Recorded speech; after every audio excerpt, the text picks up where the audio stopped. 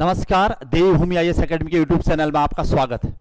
आज का हमारा विशेष टॉपिक है भारत का भूगोल और भारत के भूगोल के अंतर्गत फिजिकल स्ट्रक्चर ऑफ इंडिया का सेकंड पार्ट, उत्तर भारत का विशाल मैदान, द नॉर्दर्न प्लेन। उत्तर भारत के विशाल मैदान को देखने के लिए भारत का मानचित्र जो कि सामने रखा गया है, और इस मानचित्र के माध्यम से मैं भारत के विशाल मैदान को आपको बताता हूं कि ये हिमालय तंत्र समूह और उसके उत्तर भारत का विशाल मैदान भारत के मानचित्र में कुछ इस प्रकार का फैला हुआ क्षेत्र। और ये देखिएगा उत्तर भारत का विशाल मैदान, और इसी का कुछ भाग इधर असम और बांग्लादेश के बाद का जो क्षेत्र, ये उत्तर भारत का विशाल मैदान ये देखिए, और उत्तर की ओर हिमालय, ये उत्तर भारत का विशाल मैदान है। इस उत्तर भारत के विशाल मैदान का निर्माण, इसकी लंबाई चौड़ाई और इसके एडवांटेज या इसका उपयोग क्या हो रहा है भारत में, या ये कहा जाता है कि उत्तर भारत का विशाल मैदान संपूर्ण उत्तर भारत के अर्थतंत्र की रीढ़ है, या बैकबोन ऑफ इंडियन इकोनॉमी भी इसे कहा जाता है। तो क्यों इतना महत्वपूर्ण है, तो ये देखिएगा उत्तर भारत का विशाल मैदान। इस मानचित्र में मैंने कुछ इस प्रकार से इसे दिखाया है, उत्तर भारत के विशाल मैदान को। तो इससे आप अनुमान लगा सकते हैं कि भारत के अधिकांश राज्य उत्तर भारत के विशाल मैदान में है, और भारत की अधिकांश जनसंख्या इसी उत्तर भारत के विशाल मैदान में रहती है। अगर इसी उत्तर भारत के विशाल मैदान को आप इस प्रकार देखना चाहते हैं तो ऐसे देख सकते हैं। हमने भारत के भौतिक विभाजन को कई भागों में बांटा था, और उसके अंतर्गत हमने कहा था कि ये हिमालय तंत्र समूह है जिसको हमने 1 नंबर दिया था। उसके अलावा ये द नॉर्दर्न प्लेन जो आपको दिखाई दे रहा होगा, और इस उत्तर भारत के विशाल मैदान के सहारे हम,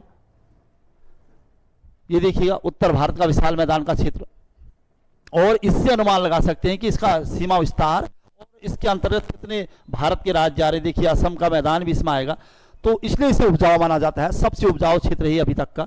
उसके अलावा जो तीसरा पार्ट था द दक्कन प्लेट्यू, और इसे हम प्रायद्वीप पठार, द पेनिनसुलर प्लेट्यू भी कहते हैं, और ये इंडियन डेजर्ट थार। इसके अलावा ये वेस्टर्न घाट का क्षेत्र है, और ये ईस्टर्न घाट। भारत के भौतिक विभाजन के अंतर्गत जो दूसरा भाग है वो है ये उत्तर भारत का विशाल मैदान, और इसी से संबंधित प्रश्न हमारे पास आने वाले हैं। अगर इसकी एग्जैक्ट लोकेशन या इसका सीमा विस्तार आप मानचित्र के माध्यम से देखना चाहते हो तो ये है उसका विस्तार, और इसी कड़ी में इसका सेकंड पार्ट आप ऐसे देखा जा सकता है। ये है इंडो गंगेटिक प्लेन के नाम से फेमस, भारत के उत्तर भारत में फैला हुआ ये उत्तर भारत का विशाल मैदान का क्षेत्र। और आप अनुमान लगा सकते हैं कि मेघालय और बिहार, उत्तर प्रदेश के अलावा पश्चिम में हरियाणा और पंजाब, राजस्थान तक इसका विस्तार है। ये उत्तर भारत का विशाल मैदान। अब इससे संबंधित जो प्रश्न है कि उत्तर भारत का विशाल मैदान भारत के कितने राज्यों में है, या उत्तर भारत का विशाल मैदान का योगदान क्या है भारत की अर्थव्यवस्था में, इसका योगदान कि इसमें अधिकांश जनसंख्या निवास करती है। दूसरा, अत्यधिक उत्पादन का क्षेत्र है, इसमें बिहार और बंगाल का क्षेत्र पड़ता है। इसके अलावा असम का मैदान इसके भाग है, और पश्चिम की बात करें तो पंजाब में, हरियाणा, पश्चिमी उत्तर प्रदेश और उत्तरी राजस्थान का क्षेत्र इसके अंतर्गत आता है, और यहीं पर प्रथम हरित क्रांति का क्षेत्र माना जाता है। ये देखिए पंजाब, हरियाणा और उत्तरी राजस्थान के अलावा पश्चिमी उत्तर प्रदेश जहां पर पहली हरित क्रांति हुई थी। तो हरित क्रांति हुई थी तो इसका मतलब ये उपजाऊ क्षेत्र है। और इसके उत्तर की ओर हिमालय तंत्र समूह है। ये देखिए महान हिमालय ने ग्रेट हिमालय, मध्य हिमालय और शिवालिक हिमालय, और शिवालिक हिमालय जैसे ही खत्म होता है उसकी तलहटी पर है उत्तर भारत का विशाल मैदान। अच्छा, उत्तर भारत के विशाल मैदान को अगर देखा जाए तो भारत के कितने राज्यों में फैला हुआ है उत्तर भारत का विशाल मैदान, तो हम राज्य के हिसाब से इसमें नंबरिंग में कर सकता हूं। ये देखिए उत्तर भारत का विशाल मैदान का विशाल क्षेत्र, और इसमें सबसे पहले राजस्थान में ये क्षेत्र फैला हुआ है। अच्छा, राजस्थान के अलावा अन्य क्षेत्रों में एक राजस्थान, दूसरा ये पंजाब का क्षेत्र, हरियाणा कंप्लीटली, पंजाब, हरियाणा और राजस्थान का उत्तरी भाग, इसके अलावा उत्तर प्रदेश और मध्य प्रदेश का उत्तरी भाग, कुछ भाग केवल 5 राज्य, और पूर्व की तरफ जाएंगे तो छठा राज्य यानी बिहार, 7वां राज्य वेस्ट बंगाल पूरी तरह से इसका भाग है, और झारखंड का उत्तरी भाग यानी 8वां। ईस्ट की तरफ चलते हैं, पश्चिम बंगाल के अलावा यहाँ पर असम है 9वां राज्य, और मेघालय 10वां राज्य, और 10वां के अलावा नागालैंड का कुछ भाग 11वां राज्य। ये कुछ महत्वपूर्ण राज्य जो इसके भाग हैं।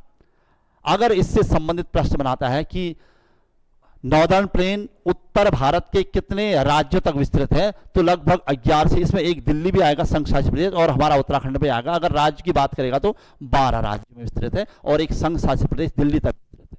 ये इसका सीमा विस्तार है। और उत्तर भारत के विशाल मैदान का क्षेत्रफल देखा जाए और या फिर इसकी लंबाई कहता है तो भारत में लगभग 2400 किलोमीटर का क्षेत्र है इसका।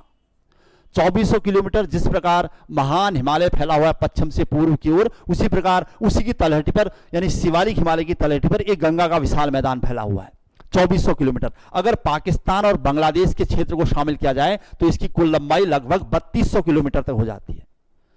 अच्छा, निर्माण की प्रक्रिया की बात करूंगा तो इस हिमालय का निर्माण कब हुआ, तो इस मानचित्र के माध्यम से फिर से हम इसके निर्माण की प्रक्रिया में चलते हैं और ये अनुमान लगा सकते हैं कि इसके निर्माण की प्रक्रिया कब कब रही होगी।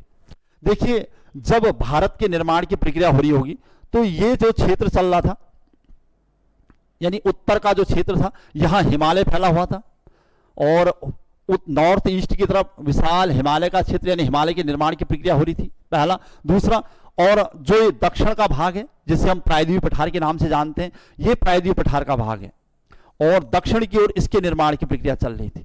तो मान के चलिए कि ये हिमालय और ये पेनिनसुलर प्लेट्यू, इनका निर्माण काल एक साथ चल रहा था।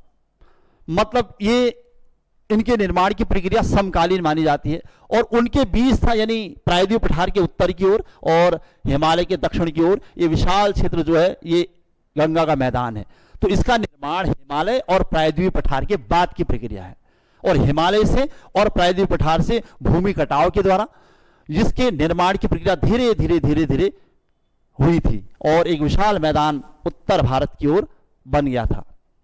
अच्छा, इससे संबंधित और प्रश्न जैसे कि उत्तर भारत के विशाल मैदान का आकार और इससे संबंधित कि इसके क्षेत्रफल से और इसके उत्पादन क्षेत्र में, तो अगर इस प्रकार की बात की जाए तो उत्तर भारत के विशाल मैदान की बात की जाए कि इसका प्रकार कितने हैं। उत्तर भारत का विशाल मैदान, द नॉर्दर्न प्लेन,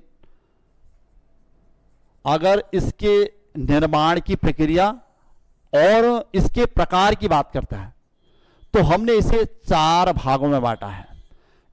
इसके 4 प्रकार हैं। तो उत्तर से दक्षिण की ओर जैसे हिमालय बना था, हिमालय में सबसे पहले महान हिमालय बना, मध्य हिमालय बना और शिवालिक हिमालय की प्रक्रिया हुई। क्योंकि बनने की प्रक्रिया नॉर्थ से साउथ की ओर चल रही थी, मतलब सबसे पहले महान ग्रेट हिमालय बना, उसके बाद मध्य यानी लघु हिमालय बना था और फिर शिवालिक हिमालय बना। इस प्रकार बनने की प्रक्रिया हुई। तो सबसे अंत में चूंकि शिवालिक हिमालय बना, इसलिए शिवालिक हिमालय को वाह्य हिमालय या उप हिमालय के नाम से जाना जाता है। और जबकि सबसे पहले बनने की प्रक्रिया इन 3 हिमालयों में महान हिमालय की हुई, इसलिए इसे आंतरिक हिमालय कहा जाता है। मतलब ये आंतरिक हिमालय है, महान हिमालय और वाह्य हिमालय। और इसके बाद जो क्षेत्र है वो पूरा गंगा का मैदान है। तो मैं गंगा के मैदान को इसके बाद बनाऊंगा, यानी शिवालिक हिमालय के बाद। ये देखिए गंगा का मैदान आपको दिखाई देगा। इस प्रकार का जो गंगा का मैदान बना दिखाई देता है वो कुछ इस प्रकार का उसका क्षेत्र है। ये है वो गंगा का मैदान, मतलब शिवालिक हिमालय की तलहटी पर गंगा का विशाल मैदान बना हुआ है। अब जहां तक भागों की बात की जाए तो उसमें इसके 4 प्रकार हैं। तो सबसे ऊपर है भाबर का क्षेत्र, भाबर, और दूसरा तराई का क्षेत्र, तीसरा बांगर, बांगर मिट्टी का क्षेत्र, और चौथा खादर। ये इसके 4 भाग हैं। तो गंगा के विशाल मैदान के जो 4 भाग आपको दिखाई देंगे अभी, वो भाबर, तराई, बांगर और खादर। कैसे इसमें अंतर किया जाए या कैसे इसमें अंतर समझा जाए, कैसे शिवालिक हिमालय के बाद इसके निर्माण की प्रक्रिया हुई होगी, तो वो मैं इस मानचित्र में फिर से आपको इस डायग्राम की मदद से। तो सबसे उत्तर का यानी शिवालिक हिमालय के दक्षिण का भाग ये देखिए, ये था आपका भाबर, और उसके बाद का क्षेत्र तराई, और उसके बाद का क्षेत्र आपका बांगर, और फिर खादर का क्षेत्र। तो 1 मैं नंबरिंग करूंगा, 2, 3 और 4 जो कि सामने है। 1, 2, 3, 4 उसके नंबर, यानी सबसे ऊपर का भाग भाबर है। ये क्षेत्र भाबर है। कैसे पता चलेगा भाबर का क्षेत्र? तो यहां पर मिट्टी के कण मोटे मोटे देखे गए, यानी जब शिवालिक हिमालय से नदियों का आगमन हुआ भाबर में, तो अत्यधिक वेगवती नदियां थी, उनकी स्पीड बहुत ज्यादा थी और अपने साथ कंकड़ पत्थरों को बहाकर ले आई और भाबर में छोड़ दिया गया। तो इससे भाबर में मिट्टी के कण या कंकड़ पत्थर अत्यधिक बड़े बड़े दिखाई देने लगे, और नदियां यहां से तराई की ओर चली गई। तराई की ओर चली जाने के कारण यहां पर भौम जल स्तर की कमी होने लगी और ये भौम जल स्तर तराई की ओर चला गया और तराई में यही मिट्टी के कण पतले पतले दिखाई देने लगे, मतलब छोटे दिखाई देने लगे। तो ये भाबर और तराई में अंतर है। अगर प्रश्न बनाता है भाबर और तराई में अंतर, तो आप कहेंगे कि भाबर में मिट्टी और कंकड़ पत्थर के कण छोटे छोटे होते हैं, जबकि तराई बड़े बड़े होते हैं, जबकि तराई में यही कण छोटे छोटे हो जाते हैं। अच्छा, दूसरा कारण, भाबर में चूंकि शिवालिक हिमालय से नदियां उतरती हैं, इसलिए उनकी स्पीड बहुत ज्यादा होती है और अत्यधिक स्पीड के कारण वो नदियां धीरे धीरे आगे बढ़कर तराई में चली जाती हैं और अपने साथ पतले पतले कंकड़ पत्थरों को बहाकर तराई तक पहुंचा देती हैं। इसलिए तराई में भौम जल स्तर अच्छा होता है, भूमि के अंदर का पानी सुलभता से मिल जाता है, आसानी से मिल जाता है। इसलिए वहां पर पाताल तोड़ कुएं या नलकूप वगैरह पाए जाते हैं और इसलिए पानी ज्यादा होने की वजह से वहां पर सिंचाई की कमी नहीं रहती है और अत्यधिक सिंचाई के कारण यहां पर अत्यधिक तापमान और उच्च जल वाली फसलें होती हैं, जैसे गन्ना या धान की खेती हो सकती है, सूरजमुखी की खेती होती है। अब उसके बाद की बात की जाए तो यही मिट्टी धीरे धीरे और उपजाऊ होती रहती और वो फिर यहां पर आपको बांगर क्षेत्र में दिखाई देने को लगेगी। तो इसका मतलब था कि भाबर, तराई और उसके बाद ये बांगर का क्षेत्र, जो मिट्टी के कण और उपजाऊ होने लगे और ये मिट्टी और ज्यादा उपजाऊ होने लगी क्योंकि वो बहते बहते और दक्षिण की ओर चला गया और लास्ट में ये क्षेत्र है आपका खादर का क्षेत्र, जो कि एशिया और संपूर्ण विश्व की सर्वाधिक उपजाऊ मिट्टियों में है। इसलिए सबसे ज्यादा उपजाऊ मिट्टी खादर को माना जाता है। तो ये इसका सही क्रम था। अगर नॉर्थ टू साउथ इसका सही क्रम लगाना पड़े तो सबसे पहले महान हिमालय, ग्रेट हिमालय, उसके बाद लेसर हिमालय, मध्य हिमालय, शिवालिक लघु हिमालय और सबसे लास्ट में शिवालिक हिमालय यानी वाह्य हिमालय, उप हिमालय, और उसके बाद भाबर, तराई, बांगर और खादर। अंतर क्या है भाबर और तराई में? तो भाबर में मिट्टी के कण मोटे और या मिट्टी और कंकड़ पत्थर मोटे, जबकि तराई में पतले होते हैं। भाबर में पानी की अपेक्षाकृत कमी होती है, मतलब भौम जल स्तर कम होता है, जबकि तराई में पानी की कोई कमी नहीं रहती है, यहां पर भौम जल स्तर उच्च रहता है। और दूसरा, तराई में पाताल तोड़ कुएं पाए जाते हैं। ये प्रश्न बनते हैं क्यों पाताल तोड़ कुएं? मतलब थोड़ा भी खुदाई करोगे तो आपको कुएं मिलने लग जाएंगे, पानी की कमी नहीं रहेगी। इसीलिए तराई और भाबर की फसलों में भी अंतर रहता है, इसके तापमान में भी अंतर रहता है और क्लाइमेट में भी थोड़ा बहुत अंतर रहता है। तो खासकर तराई में जो फसलें पाई जा रही हैं वो धान, गन्ना, इसके अलावा सूरजमुखी की खेती देखने को मिलती है, जबकि भाबर में गेहूं वगैरह ज्यादा होता है। और इसी प्रकार ये बांगर, भाबर यानी तराई के बाद की मिट्टी बांगर कहलाती है और उसके बाद सबसे उपजाऊ मिट्टी और सबसे पतली मिट्टी और वो खादर के नाम से प्रसिद्ध। अब इससे संबंधित प्रश्न पूछता है कि भाबर, तराई और बांगर तथा खादर में क्या अंतर है। तो इसके लिए हमें भाबर और तराई में थोड़ा सा अंतर समझना पड़ेगा।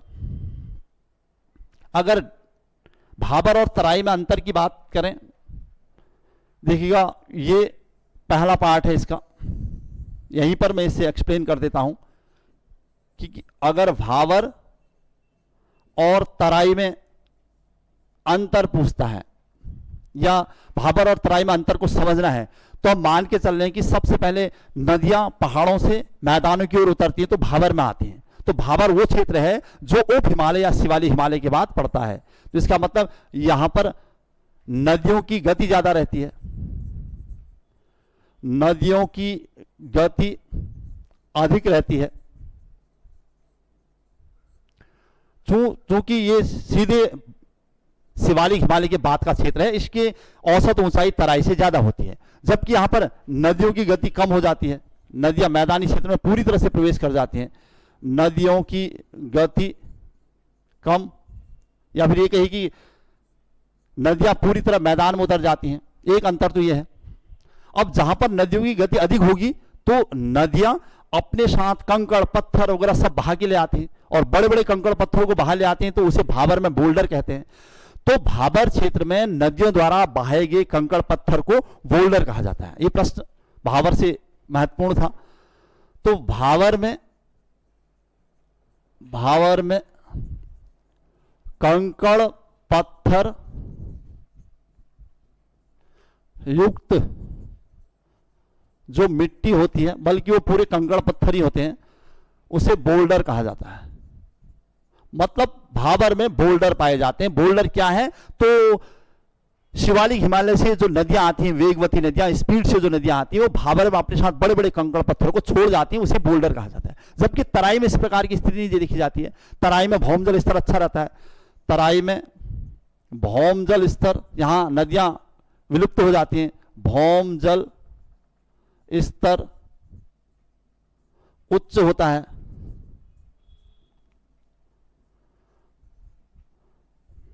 ये प्रश्न मिल जा रहे हैं यहां पर हमें। और इसके अलावा यहां पर और देखेंगे तो यहां भौमजल स्तर निम्न होगा, भौमजल स्तर निम्न होता है। अच्छा, इसके अलावा और प्रश्न पूछता है तो जो भाबर का क्षेत्र है, चूंकि यहां पर पानी की बहुत ज्यादा उपलब्धता नहीं रहती है, इस वजह से कम पानी वाली फसलें होती हैं। टेम्परेचर भी तराई से कम रहता है, उत्पादकता भी कम रहती है। तो उत्पादकता कम अपेक्षाकृत तराई के, उत्पादकता कम, यहां पर उत्पादकता अधिक रहती है, उत्पादकता अधिक। अच्छा, जो प्रश्न यहां पर भाबर और तराई के अंतर से संबंधित हैं, वो प्रश्न आपके सामने आ रहे हैं। और यहां पर फसल की बात करूंगा, टेम्परेचर अपेक्षाकृत कम रहता है, क्लाइमेट ठीक ठाक है, रहने लायक है, इसलिए फसल भी उसी के अनुकूल होती है। और यहां पर की मुख्य फसल की बात करूंगा तो यहां पर गेहूं होता है मुख्य फसल, लेकिन गेहूं के अलावा धान यानी गेहूं, चावल, दालें वगैरह सभी होगा, क्योंकि उत्पादन अच्छा खासा है, इतना कम नहीं है, लेकिन तराई की अपेक्षाकृत कम है। अगर यहां की मुख्य फसलों की बात करूंगा तो यहां पर फसलें आपको धान तो मिलेगा ही मिलेगा, गन्ना जो कि अत्यधिक पानी की आवश्यकता रहती है, और सूरजमुखी, सूरजमुखी, ये फसलें हैं भाबर और तराई में, और यही उनमें अंतर है। इसके अलावा जो प्रश्न बनाए गए हैं, ये है कि पाताल तोड़ कुएं किस क्षेत्र में पाए जाते हैं। तो मैं एक प्रश्न यहां पर लिख देता हूं, पाताल तोड़ कुएं, मतलब था कि कुछ ही थोड़ा खुदाई करने के बाद आपको कुएं मिलने लग जाएंगे, पाए जाते हैं तराई में। मतलब भौमजल स्तर उच्च होने के कारण थोड़ा खुदाई करने के बाद आपको कुएं मिलने लग जाएंगे, उन्हें पाताल तोड़ कुएं कहा जाता है। ठीक है, यह था भाबर और तराई में महत्वपूर्ण अंतर। इसके अलावा भाबर और तराई के जो सेकंड पार्ट थे हमारे पास, वो था बांगर और खादर। तो बांगर और खादर की बात करेंगे तो उनमें क्या अंतर है, कि किस प्रकार बांगर और खादर में मूलभूत अंतर है। तो वहीं पर मैं बांगर और खादर से संबंधित अंतर आपको बता देता हूं। एक और प्रश्न यहां पर पूछता है कि बांगर और खादर का मुख्य अंतर क्या है, या उनमें क्या परिवर्तन होता है जब बांगर से खादर में मिट्टी चेंज होती है। तो बांगर और खादर,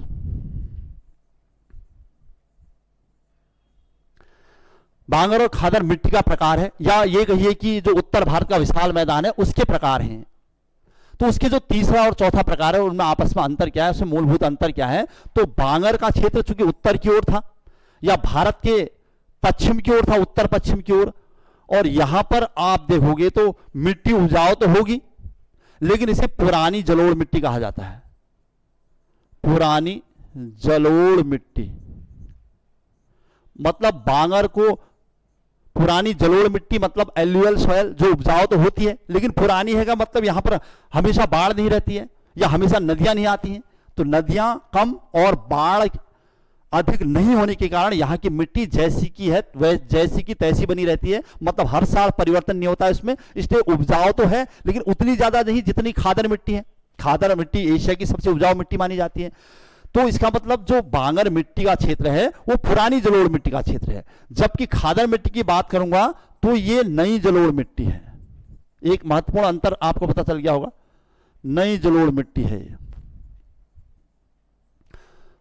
एक एक महत्वपूर्ण अंतर हमारे पास है बांगर और खादर में। अच्छा, बांगर मिट्टी का क्षेत्र अगर देखोगे तो यानी बांगर मिट्टी खादर मिट्टी के उत्तर की ओर पाई जाती है, यानी बांगर मिट्टी के फिल्टराइजेशन के बाद यहां पर खादर मिट्टी का निर्माण होता है। और बांगर मिट्टी पश्चिम भारत के अधिकांश राज्यों में पाई जाती है, पश्चिम भारत, या फिर ये कहिए कि उत्तर पश्चिम भारत में अधिकतर मिलती है, भारत में पाई जाती है। तो बांगर मिट्टी का क्षेत्र नॉर्थ वेस्ट इंडिया है और जिसमें पंजाब हरियाणा वगैरह। लेकिन अगर इसकी बात करेंगे तो ये पूर्वी भारत के राज्यों में जैसे बिहार वगैरह राज्यों में पाई जाती है। अब इसे पुरानी जलोढ़ और नई जलोढ़ क्यों कहते हैं? तो बाढ़ की वजह से, यानी हर साल अगर बाढ़ आती है तो नई जलोढ़ मिट्टी बनती रहती है, अगर नहीं आती है तो नहीं बनती रहती है। तो यहां पर बाढ़ से मुक्त क्षेत्र है, मतलब बाढ़ का कोई चांस ही नहीं है। तो बांगर मिट्टी का वो क्षेत्र है जहां बाढ़ की पर्याप्तता नहीं है, किसी प्रकार की बाढ़ आने की कोई संभावना नहीं आती। लेकिन अगर खादर मिट्टी की बात की जाए तो ये बाढ़ग्रस्त क्षेत्र है। तो यहां पर नई नई नदियां जब बाढ़ लाती हैं हर साल, तो उसमें नई प्रकार की मिट्टी का निर्माण होता है और हर साल नई मिट्टी होने की वजह से उसे नई जलोढ़ मिट्टी कहते हैं। और यही मिट्टी भारत और एशिया और विश्व की सर्वाधिक उपजाऊ मिट्टी है। तो इसे हम ये बाढ़ग्रस्त क्षेत्र या बाढ़ प्रभावित क्षेत्र रहता है, प्रभावित क्षेत्र। बांगर और खादर में विशेष अंतर चल रहा है, तो 2 या 3 अंतर हमारे सामने है अगर इनसे संबंधित प्रश्न पूछता है। अब चौथा अंतर की बात करता हूं कि कैसे पुरानी जलोढ़ मिट्टी का क्षेत्र अगर देखा जाए तो पंजाब होगा, राजस्थान होगा, हरियाणा होगा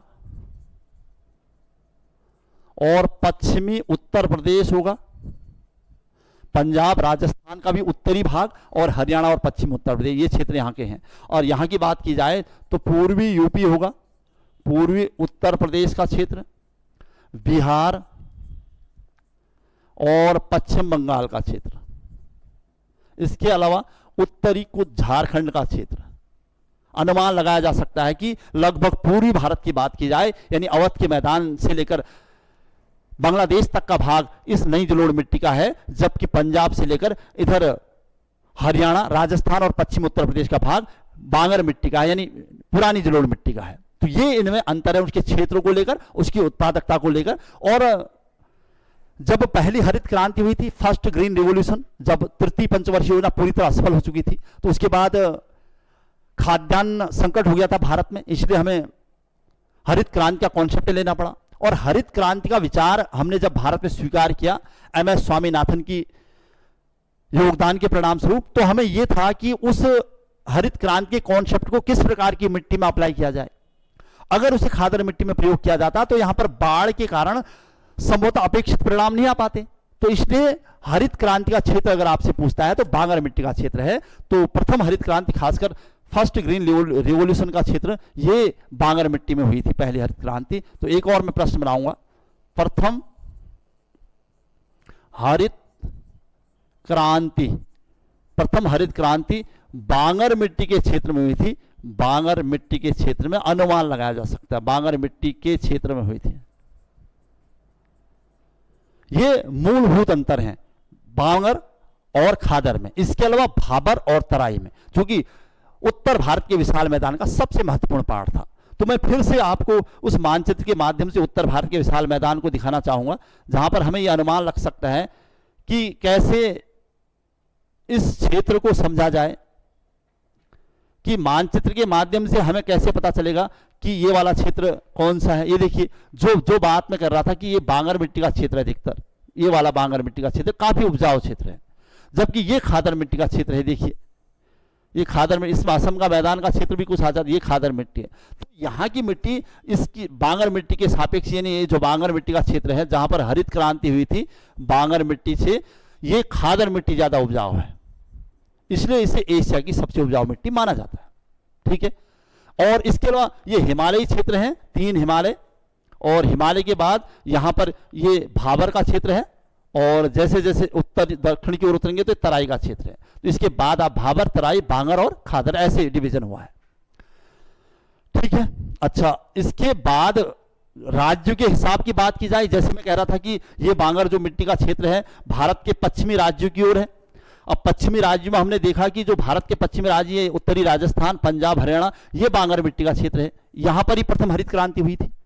और जैसे जैसे इधर की ओर आएंगे तो ये खादर मिट्टी का क्षेत्र है, ये केवल बांग्लादेश में भी इसमें शामिल है, और जबकि बांगर मिट्टी में पाकिस्तान भी शामिल है, क्योंकि उत्तर भारत का विशाल मैदान पाकिस्तान से लेकर बांग्लादेश तक विस्तृत है। और टोटल अगर लंबाई की बात की जाए तो 3200 किलोमीटर मैं बता रहा था आपको, लेकिन केवल भारत की बात की जाए तो लगभग 2400 किलोमीटर ये लंबा क्षेत्र है। अच्छा, इसके अलावा जो यहाँ पर प्रश्न बनने की संभावना रहती कि बांगर मिट्टी के क्षेत्र से कि कैसे कैसे भाबर, तराई, बांगर और खादर को बांटा गया है, तो आपको इस प्रकार से इसका डिवीजन देखने को मिलेगा। जैसे मैं मानचित्र के माध्यम से बता रहा था कि इसको 4 भागों में बांटा गया है। सबसे ऊपर है द भाबर, और उसके बाद तराई का क्षेत्र है जो कि उत्तराखंड का भी एक भाग है। इसके अलावा बांगर मिट्टी का क्षेत्र आपको पंजाब में मिलेगा, और खादर मिट्टी का क्षेत्र आपको पूर्वी यूपी के अलावा आपको पूर्वी यूपी के अलावा पश्चिम बंगाल और झारखंड में देखने को मिलेगा। और इसका डिवीजन कुछ इस प्रकार का हुआ है। सबसे उपजाऊ क्षेत्र इनमें से कौन है, तो सबसे ये 4 भाग यहां पर बांटे हुए आपको दिख रहे होंगे, कुछ इस प्रकार से डिवीजन हुआ है।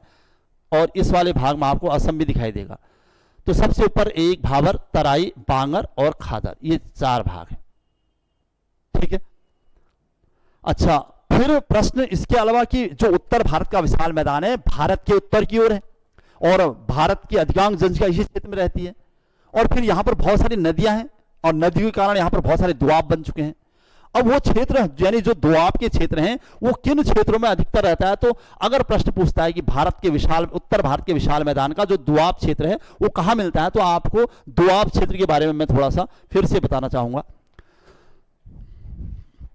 ये देखिएगा, जो दोआब क्षेत्र की बात अगर की जाए तो भारत के मानचित्र में ये जो उत्तर भारत का विशाल मैदान का क्षेत्र जो हम दिखा रहे थे अभी,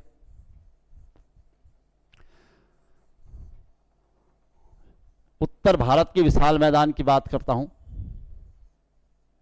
अभी तक तो केवल इतनी बात हो रही थी कि इस भारत के मानचित्र में हमें उत्तर भारत के विशाल मैदान को दिखाना था। अब प्रश्न है कि उत्तर भारत का विशाल मैदान जो क्षेत्र है वो इस सिंधु नदी, ये सिंधु नदी है, यहां से सिंधु नदी का उद्गम है और ये फिर यहां से पाकिस्तान में आ जाती है, और यहां से लेकर सतलज नदी का उद्गम भी कहीं ना कहीं इसी कैलाश मानसरोवर से हो रहा है, और सतलज नदी का क्षेत्र है ये कहीं ना कहीं इधर मिलना है पाकिस्तान में। और इसके बीच पूरा उत्तर भारत का विशाल मैदान का पश्चिमी भाग पाया जाता है जो कि अत्यधिक उपजाऊ है। मैंने कहा था कि उत्तर भारत का विशाल मैदान न केवल भारत में है बल्कि बांग्लादेश में भी है और इधर पाकिस्तान का क्षेत्र भी है। उत्तर भारत के विशाल मैदान से संबंधित और जो प्रश्न बनने की संभावना रहती है कि इसका विशाल क्षेत्र भारत के अलावा और कहां है, तो इसका विशाल क्षेत्र अगर देखा जाए तो भारत के अलावा इसके उत्तर पश्चिम में देखा जाए तो यहां पर पाकिस्तान के क्षेत्र में और इधर बांग्लादेश के क्षेत्र में फैला हुआ है। और लगभग कुल लंबाई की बात करें तो ये 3200 किलोमीटर विशाल क्षेत्र है, जबकि केवल भारत की बात करें तो 2400 किलोमीटर क्षेत्र में फैला हुआ है। अच्छा, इस उत्तर भारत के विशाल मैदान में जो नदियों के संगम है, उन 2 नदियों के संगम पर कौन सा क्षेत्र आता है, या जिन्हें 2 नदियों के बीच के क्षेत्र को दोआब कहा जाता है, दोआब से संबंधित प्रश्न बने हैं। तो जैसे मैं ये रफ डायग्राम यहां पर आपके सामने रखा है, ये क्षेत्र कैलाश मानसरोवर का क्षेत्र है जहां से सिंधु नदी का उद्गम होता है और ये पाकिस्तान चली जाती है। इसी की एक सहायक नदी सतलज नदी है जो भारत के क्षेत्र से होकर गुजरती है, तो इन दोनों के बीच का क्षेत्र दोआब कहलाया। और इसी प्रकार सिंधु की अन्य सहायक नदियां जिसे सप्त सैंधव प्रदेश के नाम से जाना जाता है, प्राचीन काल में जो सप्त सैंधव नाम के प्रदेश के नाम से प्रसिद्ध था वो ये क्षेत्र था। और यहां पर जो वर्तमान में दोआब देखने को मिल रहे हैं वो देखिएगा, सतलज जो कि सिंधु की सहायक, ये देखिए सिंधु की सहायक सतलज, ब्यास, रावी, चिनाब, झेलम और फिर सिंधु, ये इसकी सहायक नदियां। इनका सही क्रम पूछेगा तो भी यही होगा, मतलब दक्षिण से उत्तर की ओर या उत्तर से दक्षिण की ओर। दूसरा, इन दोआबों का क्रम पूछेगा कि बिष्ट दोआब कहां है, तो आप कहेंगे सतलज और ब्यास नदी के बीच बिष्ट दोआब है। दूसरा, ब्यास और रावी नदी के बीच बारी दोआब है, और रावी और चिनाब नदी के बीच है रसना दोआब, और फिर चेनाब और झेलम नदी के बीच है चाज दोआब, और लास्ट में जो दोआब बचा है सिंधु नदी से लेकर वो है सिंधु सागर दोआब। ये हैं 1, 2, 3, 4 और 5 दोआब, यानी इन नदियों के बीच के क्षेत्र जो उपजाऊ क्षेत्र है वो दोआब। ये भी उत्तर भारत के विशाल मैदान का उत्तर पश्चिमी भाग ही है। तो निश्चित है कि उत्तर भारत के विशाल मैदान से संबंधित जो प्रश्न आ रहे हैं या तो वो भाबर, तराई, बांगर और खादर से हैं, या फिर इन 5 दोआबों से संबंधित है कि कौन सा क्षेत्र किन 2 नदियों के बीच का क्षेत्र है। यह था उत्तर भारत के विशाल मैदान से संबंधित प्रश्न। आज का हमारा टॉपिक यहीं पर समाप्त होता है। इसके बाद का जो हमारा विशेष टॉपिक है वो प्रायद्वीपीय भारत और उससे संबंधित जानकारियां हैं। और तब तक के लिए नमस्कार, जय हिंद।